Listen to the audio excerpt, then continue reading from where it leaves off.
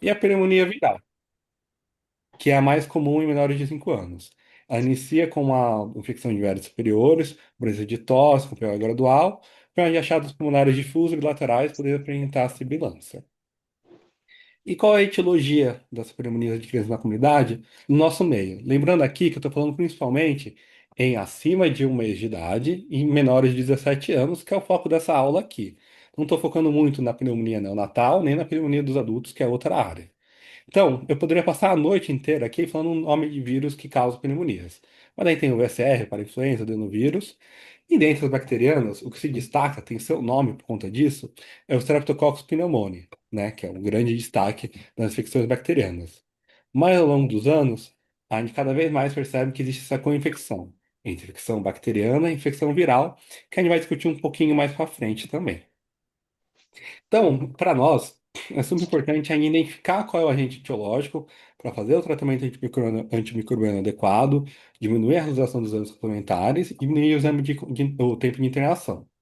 Porém, é um trabalho árduo para a gente identificar esses patógenos. Por quê? A gente tem três maneiras principais. A principal, é a mais antiga de todas, é uma cultura. Mas criança com pneumonia que faz bacteremia são muito, muito poucas. E a positividade é baixíssima, seja de 5 a 10%. Mas o principal exame aqui para a gente tentar achar o patógeno e descobrir a sensibilidade que ele apresenta. A cultura do líquido pleural apresenta uma sensibilidade, uma positividade menor ainda. Lembrar que quando a gente colhe o líquido pleural, aquele líquido ali, tem o exudato, tem a secção purulenta, tudo, a bactéria em si já está morta ali. Ainda mais porque a gente já está dando antibiótico, tudo. Então, dificilmente aquele líquido pleural vai vir positivo, né? Mas pode apresentar, não estou falando para não coletar, mas a gente não espera que ele venha positivo. E uma coisa que a pandemia trouxe de bom para a gente, depois da pandemia, foi o maior acesso às provas de biologia moleculares, os PCRs, né? Que aqui não é a proteína C reativa, né? A Polymerase Chain Reaction são as provas de biologia molecular. Então, pós-pandemia, elas ficaram muito mais acessíveis para a gente, e hoje a gente tem uma maior sensibilidade por conta delas, né? A gente não depende mais de uma cultura que está crescendo ali para tentar identificar o patógeno. Então, com elas, a gente ganhou em maior sensibilidade, em maior achar esses patógenos mesmo, mas ela trouxe alguns problemas para a gente. Um é o custo. Ela tem um custo relativamente elevado comparado a esses dois métodos. O outro é que, apesar de a gente conseguir achar os patógenos, a gente não consegue determinar a sensibilidade e a resistência deles por conta desse método. Apenas geneticamente, que daí é um exame mais caro ainda. E além disso, a gente começou a achar patógenos que a gente geralmente não achava antes, por maior sensibilidade do método, achar mais de um patógeno na mesma amostra, tudo que a gente não achava antes. E agora a gente tem que ter esse discernimento entre avaliar se aquele exame realmente é compatível com o quadro clínico do nosso paciente, ou se foi só uma colonização, ou até mesmo um erro diagnóstico ali naquele momento. Tem esse estudo, que é um estudo clássico dos Estados Unidos, de 2015, que eles pegaram 2.350 crianças de 0 a 18 anos, mas da média de 2 anos, internadas com pneumonia. Dessas, 21% internaram em TI e 1% teve letalidade. É, Em questão de sangue, líquido pleural, aspirado traqueal e lavado broncoalveolar, fizeram um PCR e cultura para bactéria. E swab de oronasofaringe para Clamidófila pneumoniae, micoplasma e para os vírus, para tentar achar quais são os principais patógenos causadores de pneumonias nos Estados Unidos. E aqui é importante, porque mais para frente a gente vai discutir isso, né? O micoplasma aqui foi feito no swab de oro e nasofaringe, ou seja, de colonizador. E que eles mais acharam nesses estudos? Muito mais o VSR, o metapneumo, o rinovírus, o adenovírus e o micoplasma. O micoplasma teve em 138 dos casos. Vai lembrar que ele foi feito pelo PCR, certo?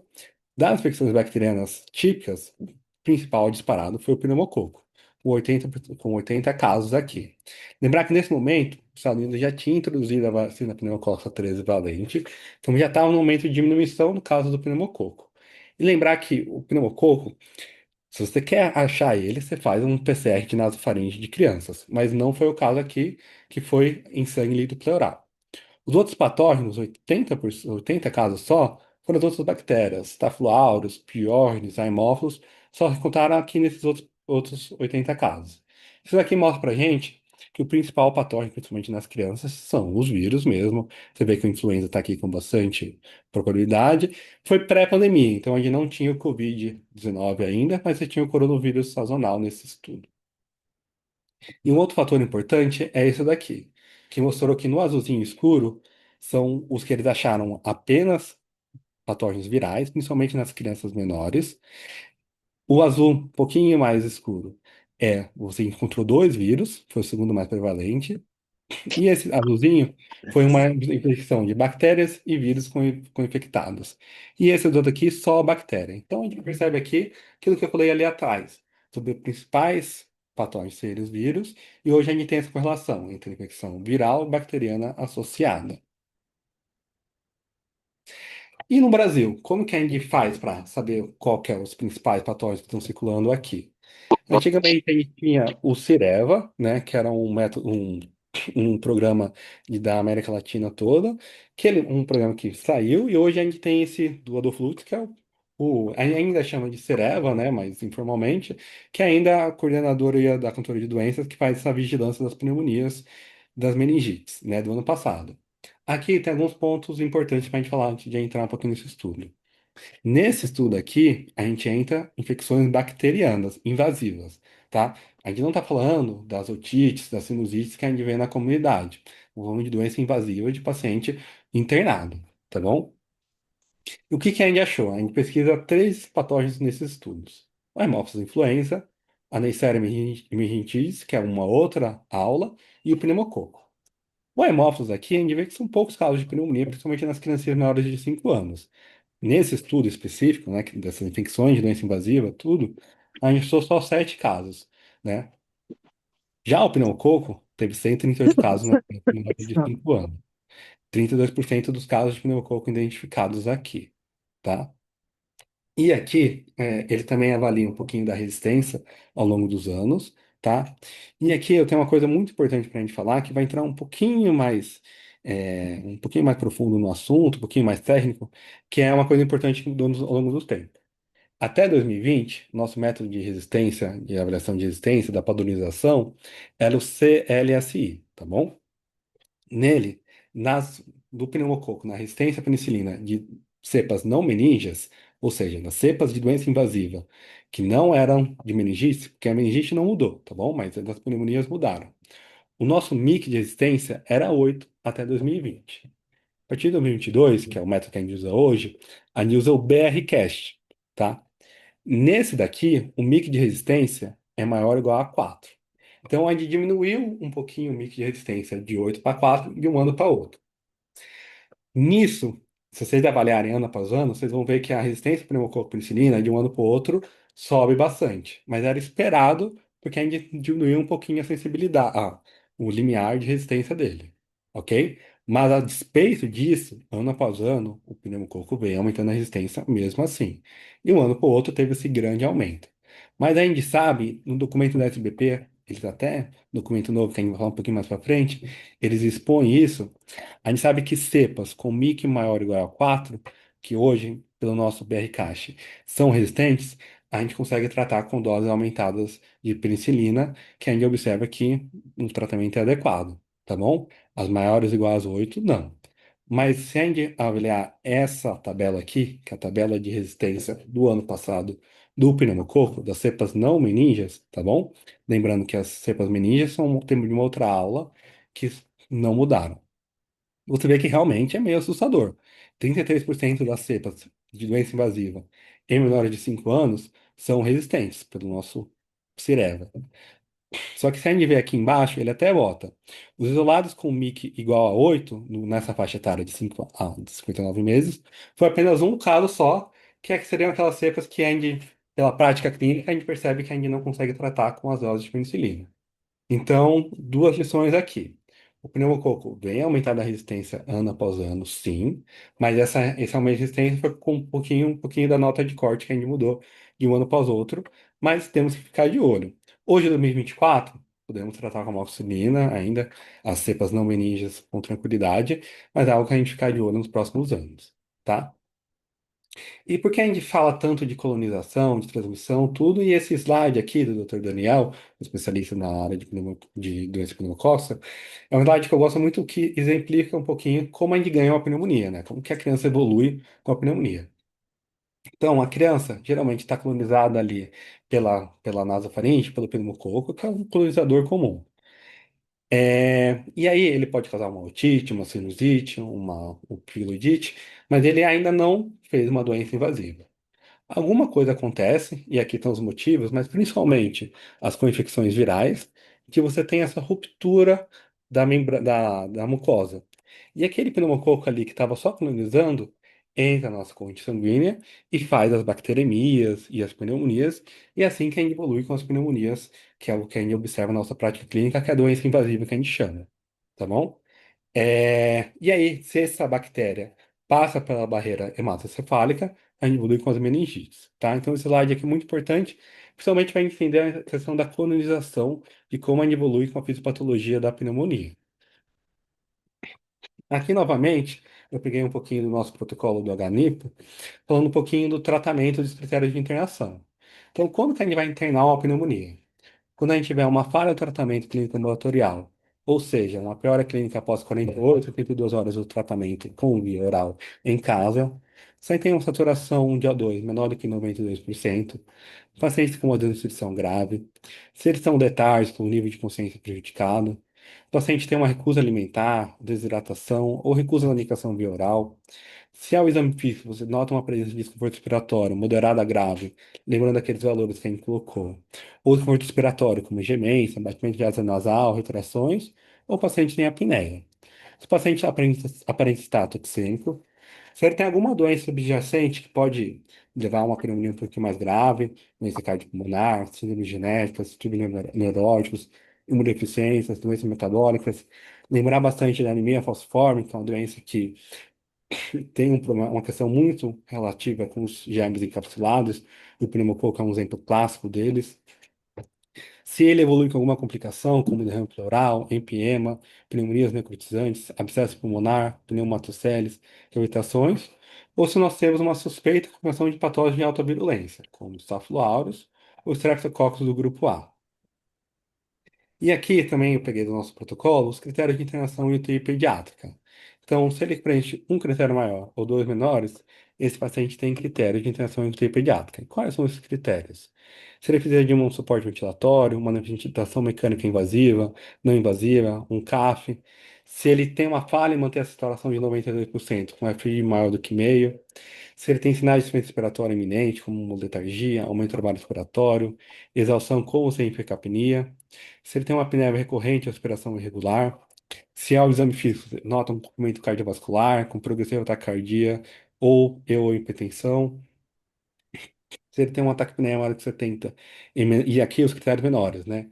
Em menores de 12 meses, ou maior do que 50, maior de 12, apneia, aumento do trabalho respiratório, uma relação O2 FA2 menor do que 250, um infiltrado múltiplo lobar, uma alteração do nível de consciência, hipotensão, derrame pleural, comorbidade, como a gente já falou, uma acidose inexplicada. Então, esses são os critérios para a gente treinar o paciente numa UTI pediátrica. E sobre o tratamento aqui, certo? Então, pelo nosso protocolo, de 1 a 6 meses, vamos ter suspeitar de infecção bacteriana. Esse paciente é hospitalizado, então nem tem aqui no nosso tratamento ambulatorial. De 6 meses a 5 anos, né? Quando a gente vai tratar esse paciente, como eu falei, das infecções bacterianas, né, da pneumonia bacteriana, nosso principal patógeno que a gente pensa é no pneumococo. Então, aqui, sendo no pneumococo, no mecanismo de resistência dele, o nosso antibiótico de escolha é a amoxicilina. A dose de 90, pensando no pneumococo com uma resistência intermediária, tá? Ele pode ser dividido em 2 a 3 doses. A gente sabe que 2 doses geralmente vai bem com a amoxicilina, ok? Já o componente do clavulanato, a gente vai entrar quando a gente quer cobrir o Haemophilus influenza, tá bom? Lembrar que por pneumococo, o clavulanato, ele não atua porque o pneumococo, ele não produz a clavulanase, tá? Então, para o pneumococo, o carbonato acaba não ajudando. Para a gente combater a resistência dele, a gente dobra a dose da amoxicilina. Então, se o paciente tem imunização incompleta por hemófilos, ou você está suspeitando de infecção por uma hemófilos influenza, a gente entra com a amoscilanato com a dose de 90, tá bom? Isso de 6 a 5 anos. A partir dos 5 anos, a gente tem esse aumento do micoplasma, tudo, e a droga de escolha. Quando a gente pensa, a droga de escolha, quando a gente pensa no micoplasma, pensa numa pneumonia atípica, seria a azitromicina, lembrando aqueles critérios que a gente usou, falou lá no começo da aula. A azitromicina de 10 miligramas quilo no primeiro dia, seguido de 5 miligramas quilo nos próximos 4 dias. Nas pneumonias típicas, de novo, a gente lembra do pneumococo, e a dose de escolha seria a amoxicilina de 90 novamente. Ok? E no tratamento hospitalar, qual droga a gente vai dar para quando a gente interna esse paciente? A principal droga que a gente dá ainda é o ceftriaxone, tá bom? A gente pode dar uma dose de 100 miligramas quilo dia, a dose de 50 também tá adequada, tá bom? Dividida em uma ou duas doses. Lembrar que o ceftriaxone tem essa vantagem posológica da gente poder fazer uma dose uma vez ao dia, tá bom? Uma dose cheia que seria, tá bom? Vocês vão ver em alguns outros protocolos que nessa doença bacteriana de 1 a 6 meses, ou até de 6 a 5 anos, penicilina, cristalina ou ampicilina. Não está errado também, tá bom? Vocês vão ver alguns outros lugares que orientam ampicilina ou penicilina. Pensando que a gente dá amoxicilina para via oral para casa, tá tudo bem, dá ampelpene, pensando no pneumococo, tá bom? Pensando no hemófilos, teria que ver a relação da produção de carbonato. Tá. Se a gente tem uma suspeita muito grande desse paciente estar com Staph aureus resistente à meticilina, aqui é necessário a gente dissociar a vancomicina, ok? Pensando nesse Staph aureus resistente à penicilina, que eu já vou falar um pouquinho mais adiante. Agora, no paciente com pneumonia complicada, paciente com choque séptico, paciente grave, é o paciente que a gente tem que fazer a melhor cobertura possível para ele, tá? Pensando no pneumococo, pensando nesse Staph aureus e pensando no micoplasma. Então, no paciente com choque séptico grave, que está entubado, está com droga vasoativa, nosso tratamento de escolha é com ceftriaxone, vancomicina e azithromicina, tá bom? O ceftriaxone aqui é tentando cobrir o pneumococo, a hemófilis influenza, os outros patógenos, e a vanco é nesse CA-MSA, que é a raridade da raridade dos casos, tá bom? Como a gente viu ali, geralmente é 1 a 2% dos casos causados por Staph aureus, e causado pelo Staph aureus resistente à meticilina, uma probabilidade menor ainda. Tá? Lembrar que o Staph aureus sensível à meticilina, o ceftriaxone tem uma boa cobertura a ele ainda. Tá? E se ele tiver um quadro completivo com uma micoplasma, tudo, a gente introduz a azitromicina associada, ok? Se ele tem um derrame pleural grave, ceftriaxone e vancomicina. Mas o mais importante aqui é que esse é o tratamento empírico dessas pneumonias. Conforme a gente for identificando o patógeno, a gente direciona o tratamento para esse patógeno. Então, pensando no pneumococo, o tratamento é ceftriaxone. Pensando no Staph aureus sensível à oxa, que é um MSSA, a gente avalia o antibiograma e pode introduzir a oxa, tudo. Então, esse protocolo é tratamento empírico inicial e a gente vai direcionando ele conforme a gente for identificando o patógeno.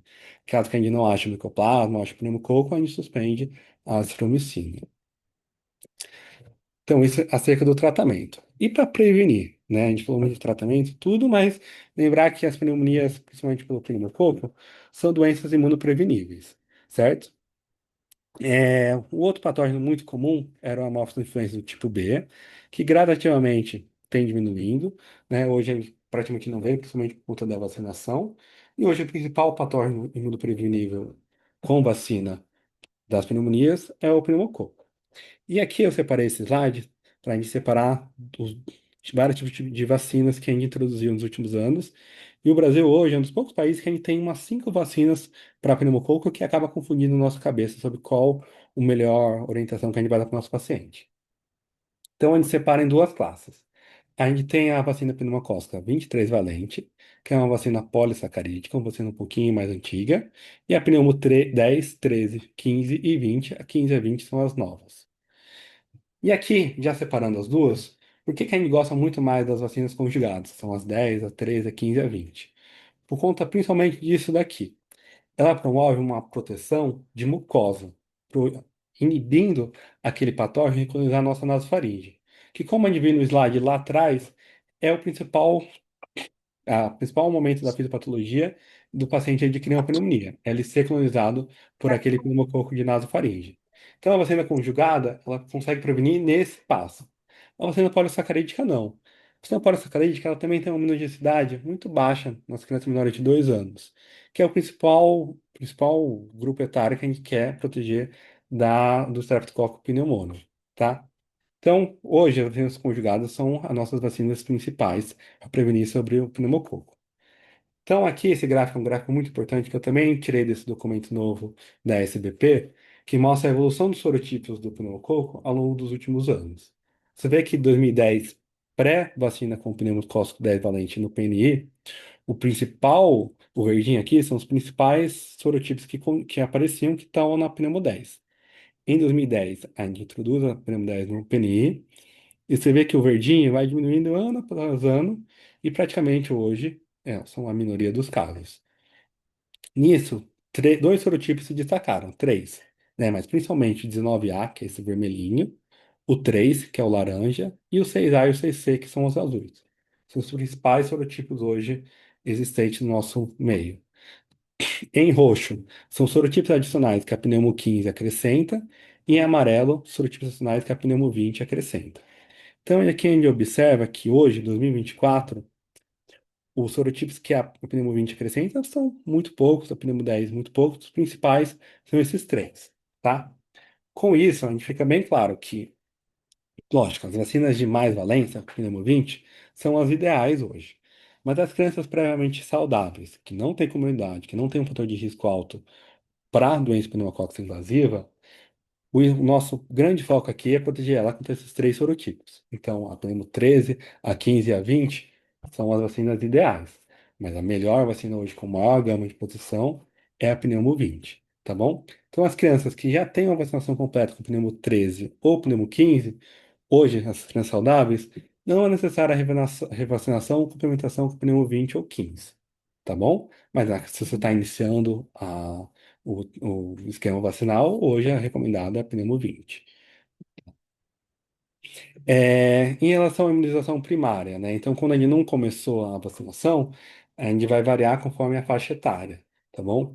Então, a pneumo 15 são 3 doses no menor de 3 meses, a pneumo 13 e 20 também. De 7 a 11 meses são 2 doses, tendo um reforço com 1 ano de idade, nos dois casos.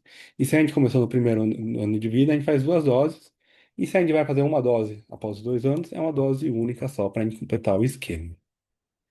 É, então, de considerações finais acerca das pneumonias.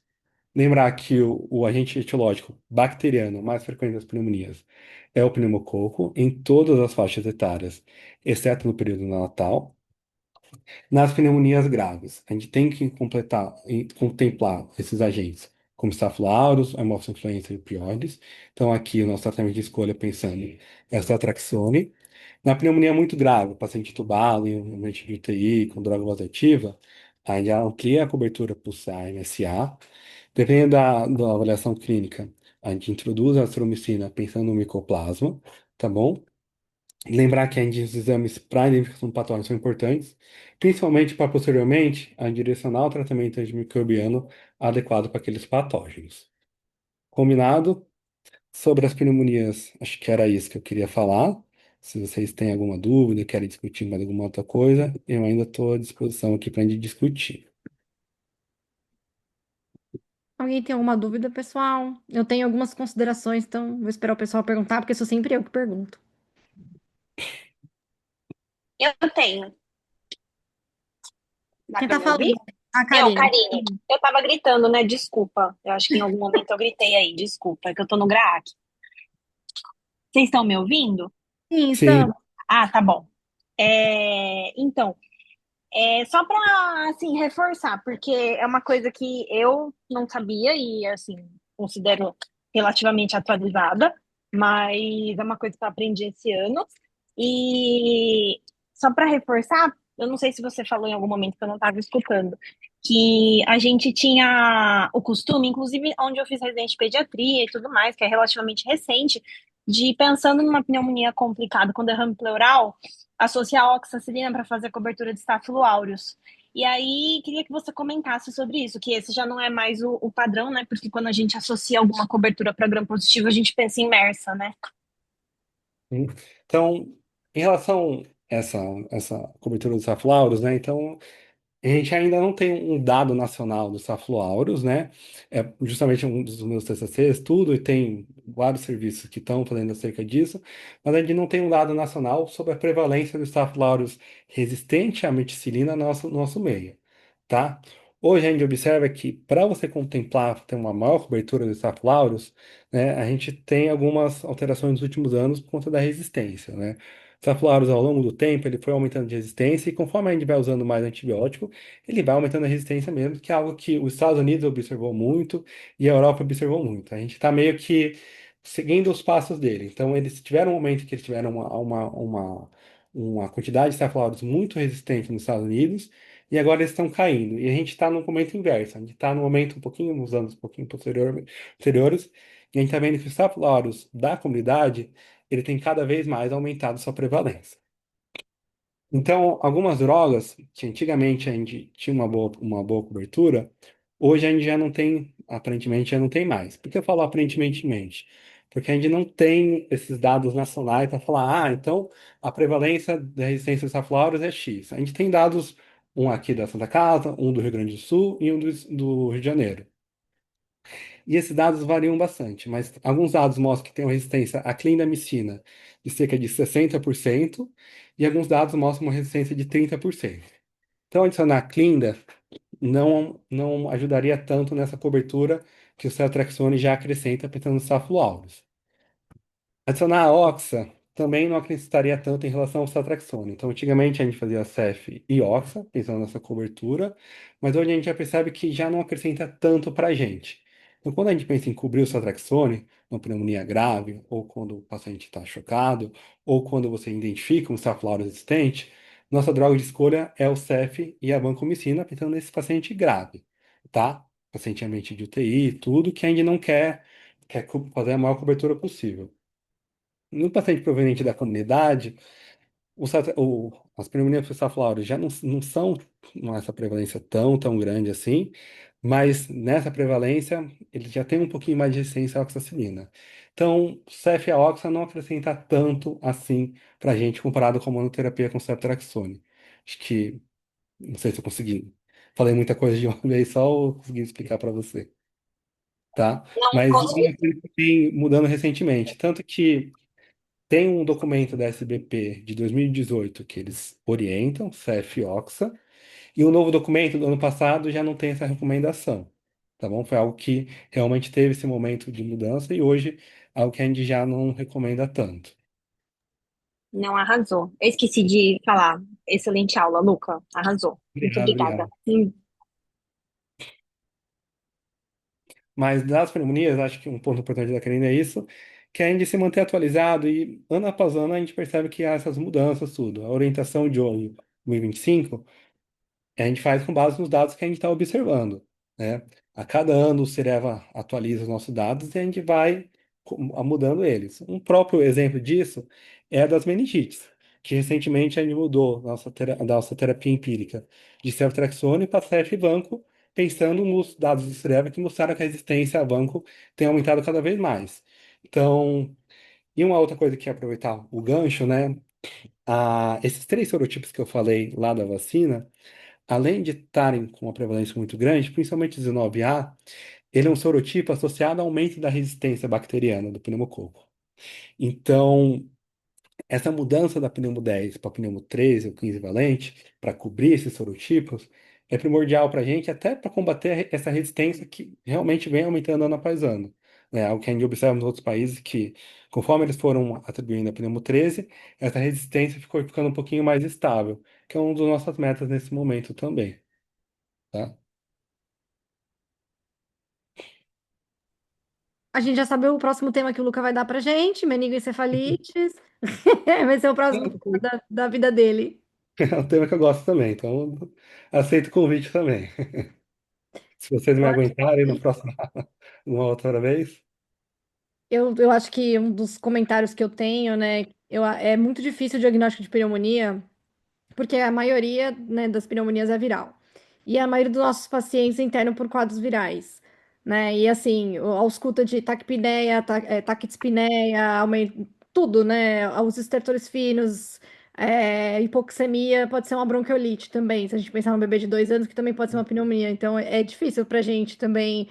Assim, se tiver uma imagem muito clara de pneumonia, claro que a gente vai diagnosticar, né? Você faz o raio-x, você sabe que é uma pneumonia, né? Mas só Uhum, pela clínica, se a gente não fizer um raio-x, muitas vezes a gente passa batido aí, sendo só pela ausculta e pela clínica, né? É muito parecido com uma bronquiolite, né? A ausculta. uhum. Se agora, claro, se você tem uma ausculta de diminuição de murmúrio, aí, né? Às vezes você imagina que realmente seja uma pneumonia, uma broncofonia, né? Acho que é difícil, né? O bebezinho já é mais difícil.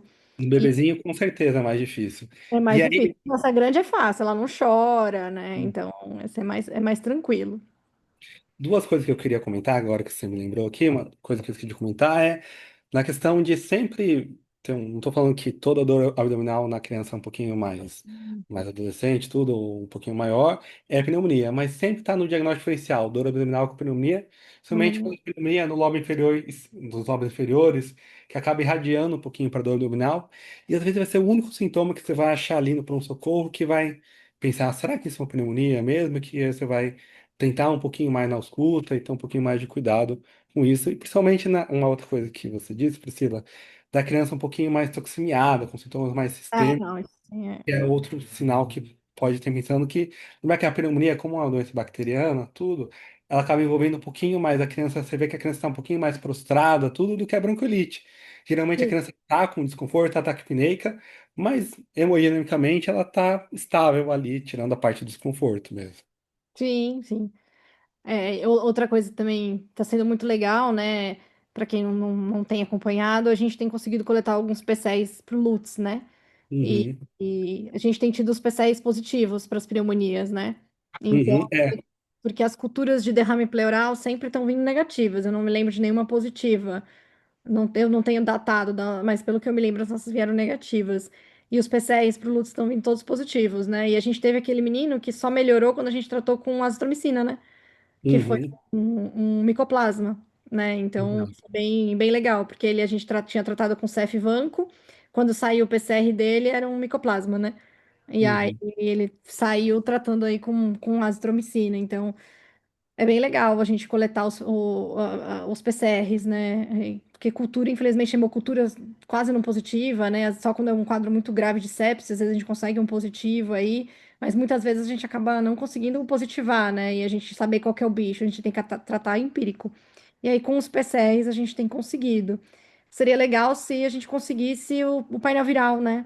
O painel viral tiraria muito a dúvida também, né? Se a gente vem com um painel, com aqueles painéis virais do Fleury, que seriam muito legais, mas infelizmente os planos de saúde não cobrem, né? Então a gente não consegue coletar os painéis virais, né? Mas seria bem legal se a gente conseguisse coletar esses painéis virais aí. Mas infelizmente é algo que não está coletando. Agora, pelo menos para meningite, é obrigatório, né? Então o FilmArray agora os planos de saúde têm que cobrir. E assim, ainda não tá fácil de conseguir, né? Algumas vezes os pais têm que brigar com o convênio, mas desde fevereiro entrou no rol do ONS. Então, agora, quem sabe, a gente consegue pegar melhor os bichos de meningite, né? Que antes a gente acabava coletando a cultura de líquor e nem sempre vinha positivo, né? E nem o uhum, Panherpes e nem o Filmarray eram cobertos pelo convênio, e às vezes a gente ficava tratando empiricamente aí 14 dias uma encefalite. E agora a gente vai vir ver se vê positivo ou não. Vamos ver como é que vai ser o impacto, né? Já de fevereiro para cá, quando a gente puder ter, né? Acho que são uhum. mais meus comentários. Alguém tem mais alguma dúvida, galera? Eu tô aqui falando.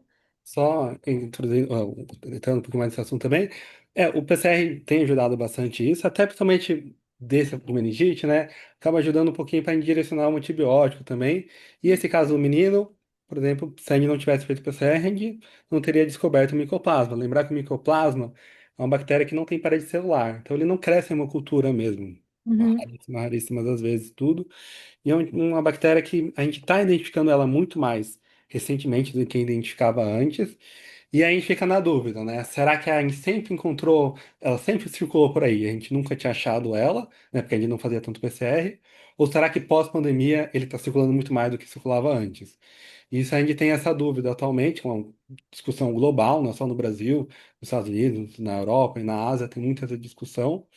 E aí a gente tem que ter esse discernimento para avaliar se aquela infecção mesmo é uma infecção por micoplasma, ou se a gente só acabou encontrando ele ali por conta que a gente está fazendo esse PCR, tá? Eu queria só fazer um último adendo também, que eu queria agradecer a Renata e o Bruno, que foi quem fez esse protocolo, né? Eu só apresentei tudo, mas o protocolo foi feito por eles, tudo. Está disponível lá no site da Ganipo, acho importante todo mundo ler, tudo também. Mas eu queria agradecer a eles que foram quem fizeram o protocolo aqui da pneumonia do serviço. A Má tem uma pergunta. Deixa eu dar uma olhadinha aqui. Sobre o nível sérico de banco. É possível que a criança seja tratada mesmo sem não atingir o nível sérico? Excelente pergunta. Minha resposta varia muito clinicamente. É possível sim. Então, o ideal é a gente estar no nível sério adequado ou para cepas meninges, ou para cepas não, ou nível sério pensando na meningite, ou nas pneumonias no nível sério não meníngeo.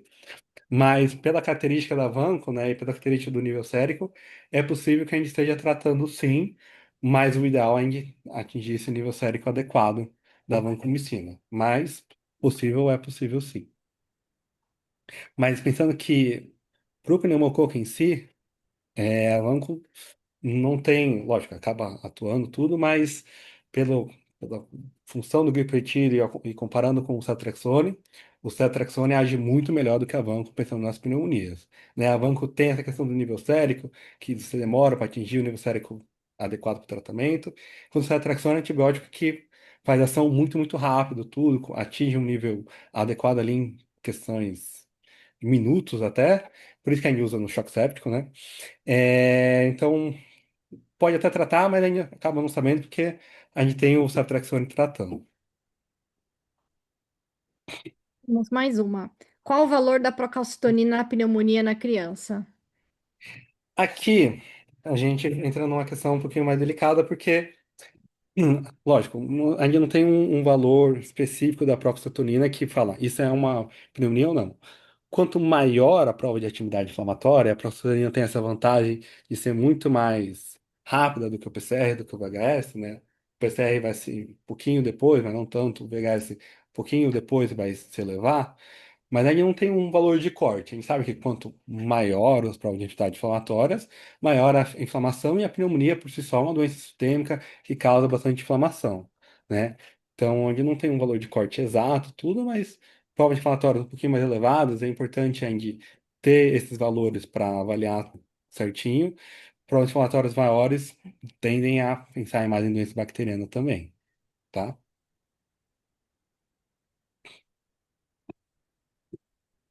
Uma outra coisa importante, né? Agora, pegando um pouquinho do gancho dessa pergunta, é também das provas do PCR, uma coisa importante para a gente sempre checar é o CT, que é aquele valor que aparece depois dos PCRs que a gente faz, tá bom? O CT vamos dizer, quantos ciclos, né, cycle threshold, né, quantos ciclos teve que fazer para você achar o DNA daquela bactéria, né? Então, quanto mais ciclos, ou maior, ou seja, maior o CT, mais fundo teve que achar para achar o DNA daquela bactéria. Quanto maior o CT, menor a chance de você, daquela bactéria, ser uma infecção daquele momento mesmo. Então, sempre comparar com o nível que aparece ali embaixo. Sobre a sorologia para micoplasma. É uma questão difícil, porque o micoplasma é um patógeno que está aqui circulando, a gente cada vez mais observa que ele está circulando cada vez mais, e não é um exame preditivo de que aquele quadro é uma infecção por micoplasma, né? A gente ainda não tem um protocolo nacional sobre a infecção de micoplasma, tudo. Recentemente, a Espanha lançou um protocolo para investigação e para confirmação de micoplasma, que ele junta tudo: quadro clínico compatível, a sorologia e o PCR, né? Os três exames juntos para você avaliar para saber se aquele paciente tem um valor preditivo positivo de ter uma infecção por micoplasma ou não. Então, é um dos exames que a gente lança a mão para tentar avaliar se é uma infecção por micoplasma ou não. Mas não é o único exame e ainda não pode se agarrar só à sorologia para falar que aquela infecção por micoplasma ou não, tá?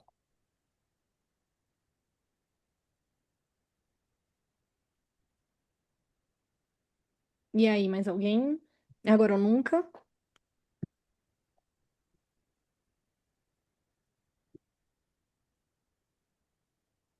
Muito bom, Luca. Obrigado. Um tema tão simples, mas não tão simples, gerando muitas dúvidas.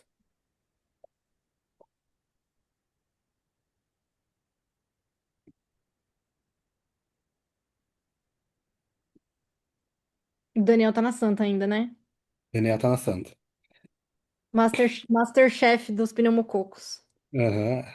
O tema do doutorado dele, eu peguei muita coisa da apresentação dele. Ele tem uma apresentação recente muito boa também sobre o pneumococo.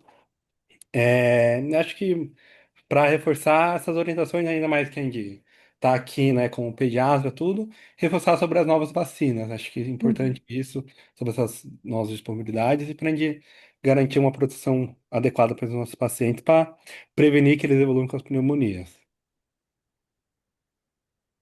Você tem percebido, a diferença dos pacientes do SUS para o particular com relação ao tipo de pneumonia mais graves? É uma boa pergunta, Uma sabia? boa pergunta, né? Não tinha me tocado nisso, não. É, é uma questão que às vezes eu tenho conversado com algumas pessoas, se a Uhum. gente tem uma diferença, se é uma questão de acesso, de vacina, porque a maioria dos pacientes se vacinam pelo SUS, né? Mas muitos particulares também se vacinam pelo SUS, né? E Eu a gente, acho que. Desculpa. o particular chega mais rápido no serviço, né? O SUS demora mais para chegar nesse acesso, né? Pensando na gravidade, mas não tenho uma opinião formada sobre isso. A gente teve uma época que teve muita pneumonia grave, se não, não sei se foi o ano passado, que a gente teve muitas crianças com pneumonias necrotizantes. E esse ano até que foi um ano um pouco melhor de pneumonia. Mas também não sei por que as crianças nós tivemos um ano tão importante com tanta pneumonia. Se foi um pós-pandemia, que as crianças ficaram dentro de casa, tiveram maior contato com os patógenos e pioraram, mas a gente teve, não sei se foi o ano passado ou ano retrasado, que a cada 10 crianças de UTI, duas era pneumonia com dreno. E esse ano aparentemente foi um pouco melhor, com crianças morrendo até de sepse e pneumonia. Mas não sei se vocês têm também esse pensamento, se tem perceber alguma coisa. Eu acho que a questão do acesso é muito importante, né? É, Coisa que a gente observa que para a pessoa chegar no hospital, tudo, a gente observou muito isso na pandemia, principalmente, né? é, E os casos de SIMP, tudo aqui em São Paulo, capital, a gente tinha criança que chegava em estados gravíssimos, tudo no hospital, né? E no meio da pandemia, tudo. Em relação à pneumonia, eu percebo que, pelo menos, não são tantas as crianças que estão com a vacina autorizada sem ser no PNI, na rede privada, que aí seria a pneumo 13, 15 e 20. Então, eu percebo que elas chegam um pouquinho melhor, mas da gravidade, acho que um pouquinho menos, realmente. Acho que, comparado com o dos serviços públicos, eu percebo as crianças um pouquinho mais graves mesmo, mas difícil avaliar assim, pensando difícil rápido. avaliar, né? Não dá para saber, né? Acho que a gente Mas eu percebo ainda essa cobertura das outras vacinas 13, 15 e 20 ainda não tão grande nesses outros serviços também, né? Uma coisa que a gente agora, perspectiva do futuro total, e agora brincando um pouquinho de adivinhação para ver como vai ser o ano que vem, para ver um pouquinho agora que com a vacina do BCR, né? E com a Unisumab e tudo, o quanto Uhum. isso, né, vai diminuindo essas pneumonias. A gente não sabe. Vamos ver na Não vida sabemos. real como que vai ser isso. Mas é algo para a gente ficar de olho para comparar esse ano com o ano que vem, para ver o quanto isso que vai fazer diferença nesses quadros. É isso aí. Né? Perspectiva total é agora brincar um pouquinho de adivinhação para ver como que vai ser, porque a gente tem que ver como vai ser na vida real quando a gente atingir umas alta taxa de vacinação do VSR e posteriormente, né, quando as vacinas com cobertura para aqueles três patógenos estiverem na rede pública também, um pouquinho mais acessíveis, para a gente ver como que vai ser essa diferença mesmo. Tá ótimo. Obrigada. Acho que vamos encerrar. Não sei. Alguém mais? Alguém quer perguntar alguma coisa? Acho que o pessoal agradeceu. Acho que podemos encerrar. Eu que agradeço a atenção de todos, tudo. Então, obrigada, Luca. Muito obrigada pela aula. Foi muito boa mesmo. Obrigado. Mas ele tá no telefone aí, pessoal. Oi? Eu falei que qualquer coisa você tá no Ah, telefone. Vou encerrar em gravação. Ah, não, peraí. Não. Vou encerrar aqui, tá bom, Luca? Tá bom. Tá bom, obrigada, Fica viu? uma Obrigada, boa pessoal. Boa tarde. noite. Noite. Tchau, tchau. Tchau, tchau.